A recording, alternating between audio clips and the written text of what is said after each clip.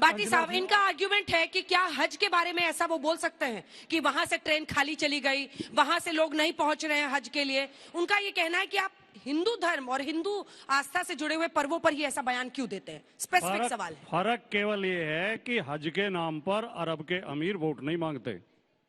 Bharatiya Janata party के नेता हमारे धार्मिक आयोजनों के नाम पर वोट मांगते हैं, इसलिए विरोध होता है। दूसरी बात, आपने 4 मुल्कों का नाम लिया, ईरान, इराक, अफगानिस्तान, पाकिस्तान और बांग्लादेश को भी जोड़ लो। जो जो धार्मिक राष्ट्र बने हैं वो राष्ट्र बर्बाद हैं, और जो लोकतंत्र के रास्ते पे चल रहे हैं, जो संविधान के रास्ते पे चल रहे हैं, वो मुल्क तरक्की कर रहे हैं।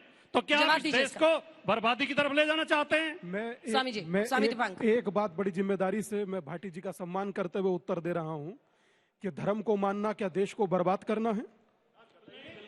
मैं आगे बोल रहा हूं। अगर धर्म को मानना देश को बर्बाद करना नहीं है तो मैं समझता हूं कि वर्तमान जो कुंभ है वो धर्म का एक मर्म है, जो दुनिया को जोड़ भी रहा है, दुनिया को एक भी कर रहा है और समाज को वैचारिक आदान प्रदान की नई दिशा भी दे रहा है। और रही बात जो हिंदू राष्ट्र की अभी अंसार भाई ने कही, इतना कहूंगा अंसार भाई से कि अंसार भाई, इस देश ने अपनी यात्राओं पर पत्थर भी यहीं देखे।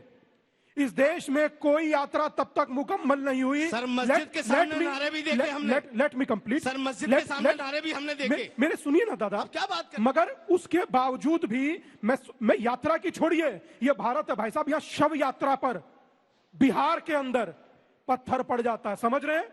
शव यात्रा का मतलब यहाँ इसी हिंदुस्तान में जनाजों पर भी पत्थर मारे गए हैं सर। अब कैसी बात करते हैं? ये अर्थ देखिए भाई साहब, एक पत्थर का अर्थ दूसरा पत्थर नहीं होता। स्वामी जी, मगर इतना इस तरह की भाषा है, मतलब आप हिंदुओं के दिलों में मुसलमानों के लिए जो नफरत फैलाने का जो बीज बो रहे हैं ना आप लोग, वो आपने देख लिया अभी मुंबई में क्या हुआ है। मतलब आप देख, इसका मतलब ये मानू कि थूक हम डाल रहे हैं रोटी में?